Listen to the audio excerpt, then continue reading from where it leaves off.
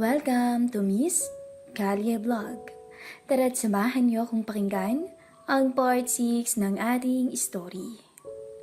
Isang gabi ay sinubukan ulit ni Ruben na ibigay ang pangangailangan ng magandang misis. Ngunit katulad ng mga naunang tagpo ay muling nabigo si Ruben. Tila inis na inis at padabog naman na lumabas ng kwarto si Belle dahil sa matinding pagkadismaya ng gabing yun. Maluha-luha naman si Ruben habang naiwang nakahiga sa kama.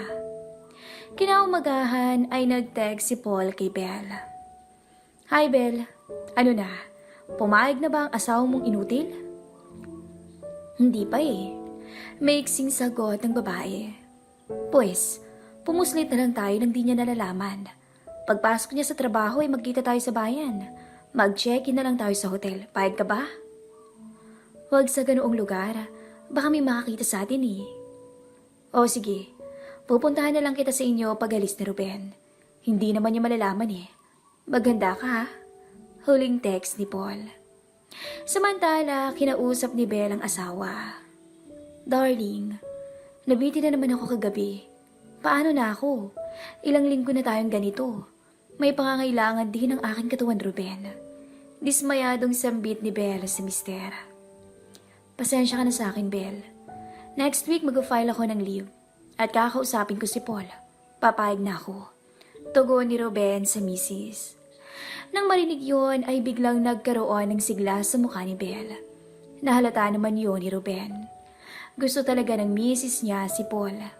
Matapos makipag-usap, ay tahimik na siyang nagtungo sa lugar na pinagtatrabahuhan niya. Sa trabaho, tulala si Ruben. Nag-iisip, masamang-masama ang loob.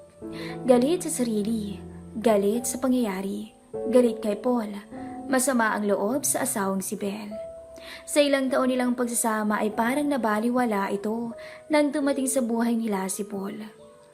Bumigay na ang kanyang asawa sa tukso. Imbis na intindihin siya ng asawa at bigyan ng lakas ng loob para mabilis na gumaling, ay mas pinagtutuunan niya ng pansin ang magaganap sa kanila ni Paul.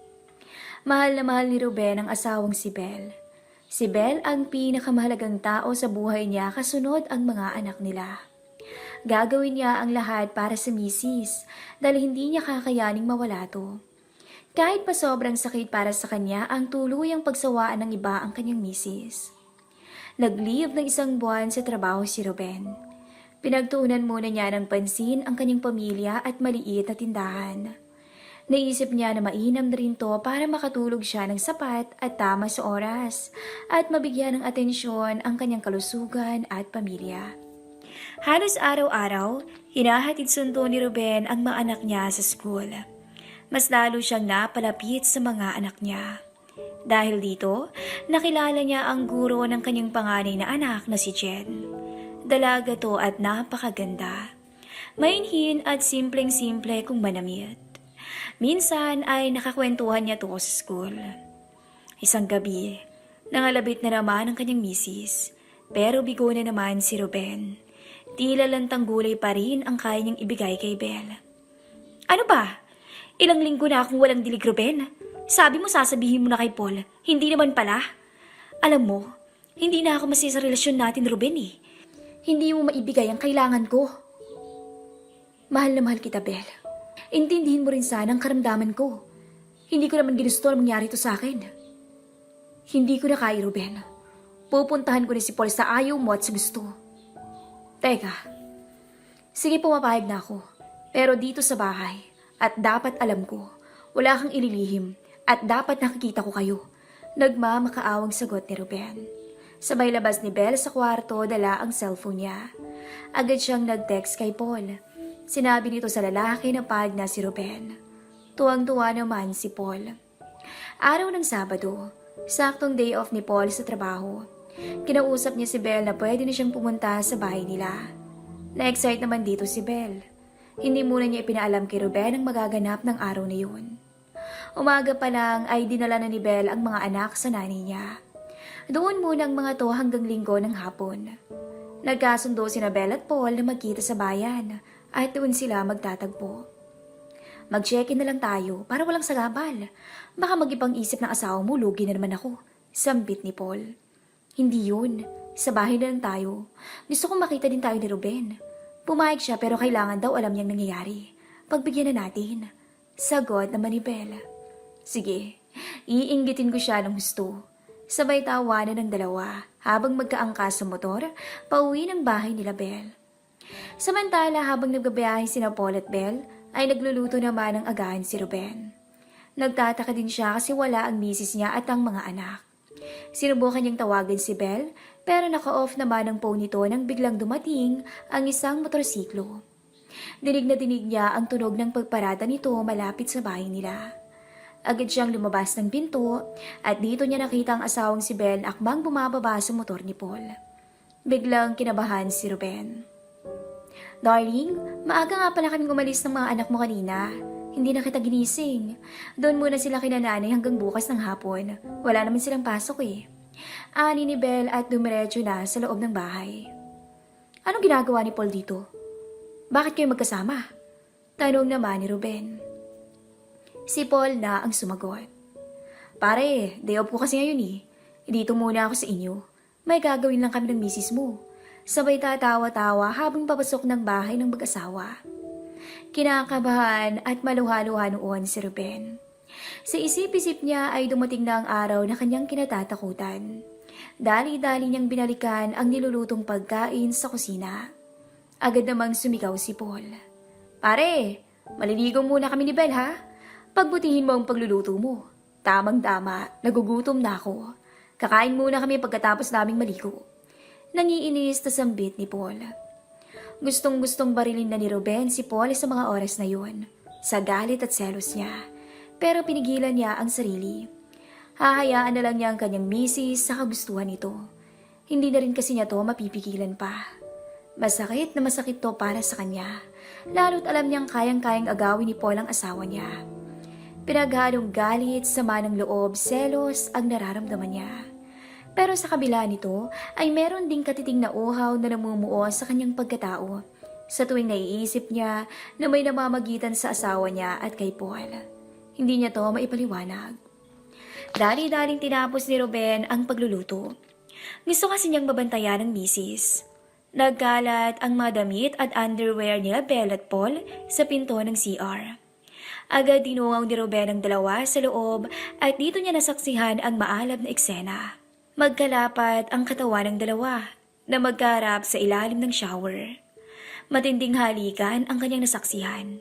Biglang nagsalita si Paul. Sa wakas, mapapasakin ka na, Belle. Ang ganda at tahat mo talaga. Simulan na ba natin dito? Hayaan na lang natin ang asawa mong magluto sa kusina. Huwag dito, Paul. Sa kwarto na lang natin ituloy. Sagot naman ni Belle at tumango si Paul. Agad namang bumalik si Ruben sa kusina. Matapos maligo ay nag-ayos muna ang dalawa. Suot ni Belle ang maliwag na short at t-shirt. Suot naman ni Paul ang manipis na short at sando ni Ruben. Pare, pahiram muna ng damit mo ha. Oh, nakaluto ka na ba? Kakain muna kami ni Belle para mas malakas kami sa aming laban mamaya. Sabay tawa kay Ruben. Matapos kumain ay nanood muna ng TV sina Ruben at Paul habang naiwan sa kusina si Belle para maglikbit. Habang nanonood ng TV ay nagsalita si Ruben. Paul, sa totoo lang, hindi ko talaga gustong ipagamit sa iyo ang misis ko. Hiling ito ni Belle sa akin. Kung wala lang akong kapansanan, hindi mo siya mahahawakan. Binabalaan kita, Paul. Hahayaan kitang mapasayo siya ngayon at gagawin mo yon ang alam ko. Ngiting aso na lang ang ibinalik ni Paul kay Ruben. Makalipas ang 1 oras, ay tumabi na sa dalawa si Belle para manood ng TV. Nasa gitna siya nila Ruben at Paul. Habang nanunood ay humaplos si Paul sa mga braso at hita ng babae. Nakita ito ni Ruben. Wala naman siyang magawa kundi hayaan na lang ang dalawa. Maya-maya ay tuluyang naglapat ang labi ng dalawa at tumugon naman agad si Belle. Wala na siyang pakialam kahit nasa harapan niya ang kanyang asawang si Ruben. Maluha-luha namang nakatingin si Ruben sa kanila. Paul, lipat tayo sa kwarto? Ayon ni Belle sabay tindig at akay kay Paul, papunta sa kwarto nila ni Ruben. Sumunod naman si Ruben sa dalawa. Nang makarating na sina Belle at Paul sa kwarto, ay biglang nilingon ni Paul si Ruben at sinabing, "Pare, sa second round ka nalang magbantay sa misis mo. Kami muna ni Belle." Sabay lock ng pinto at naiwan si Ruben sa labas. "Paul, buksan mo ang pinto." "Belle, buksan niyo ang pinto. Wala sa usapan natin yan." Sigaw ni Ruben sabay padabog sa pintuan. Parang wala namang narinig ang dalawa. Nagpatuloy sila sa pagpapakasasa. Mabibilis ang kilos nila at tigil na gigil sila sa isa't isa hanggang sa tuluyang mapahiga sila sa kama. Patuloy sa pagkatok si Ruben sa labas ng pinto. Malakas ang mga dabog nito sa pinto. "Paul, buksan na natin ang pinto. Baka magalit si Ruben eh. Buksan mo na. Sagabal lang yung asawa mo eh. Sige na nga." Pagbukas ni Paul ng pinto ay bigla niyang sinabi na, "Pare naman, hindi ka naman mabiro. Biro lang yun. Sige, pasok ka na." Mabuti at nakapagtimpi si Ruben noon.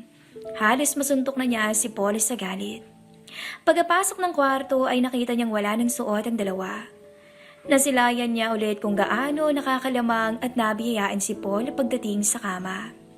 Walang-walang sinabi siya rito. Inggit na inggit siya kay Paul ang oras na yun. Dahil alam niyang pwedeng mabaliw kay Paul ang kanyang misis pag nagkataon. "Belle, gusto mo bang si Ruben na lang muna?" Biglang tanong ni Paul sa babae. Umiling to at sinabing, "Tayo na lang muna. Wala naman siyang ibubuga para pasahin ako eh." "O, narinig mo yun pare? Kami muna ah. Kaya maupo ka lang dyan at huwag kang makikialam sa gagawin namin." Pangaasar pa ni Paul. Masakit para kay Ruben ang mga salita ni Belle. Tiniis na lang niya ang sakit at selos na nararamdaman. Naupo na lang siya sa isang gilid at pinanood ng tuluyang pagsawaan ng iba ang kanyang minamahal na asawa.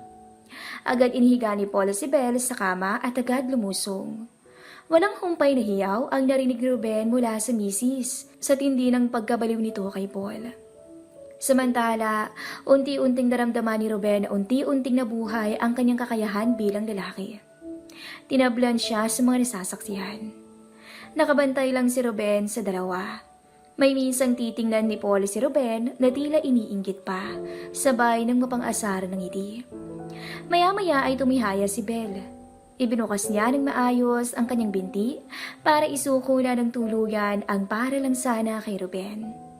Sa puntong iyon, nasaksihan ni Ruben na halos mawala sa katinuan ng misis nang tuluyan niyang matamasa ang alapaap mula sa ibang lalaki. Sa lalaking hindi naman niya asawa. Maluha-luha si Belle sa aliw na nadarama at napayakap pa to ng mahigpit kay Paul na para bang ayaw na nitong pakawalan. Nakalimutan na ni Belle ang asawang si Ruben. Wala na siyang pakialam sa asawa.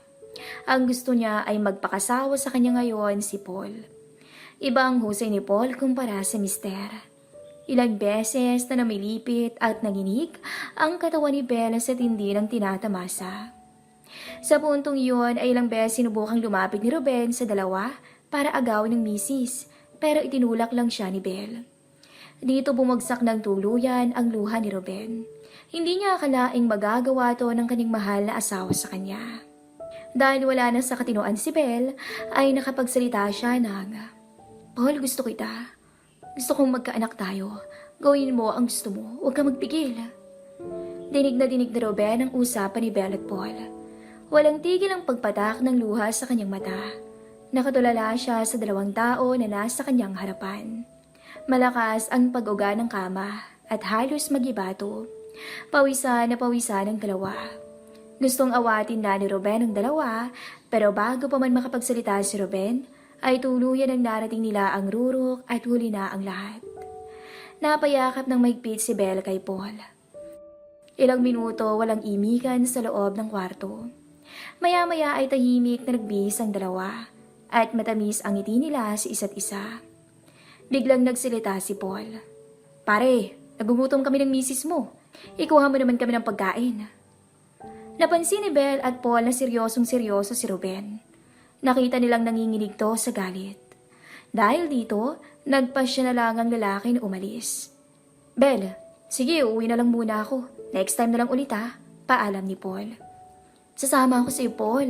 Sasama na ako sa iyo. Magsama na tayo." "Ikaw ang bahala. Kung gusto mo eh, hintayin kita sa labas."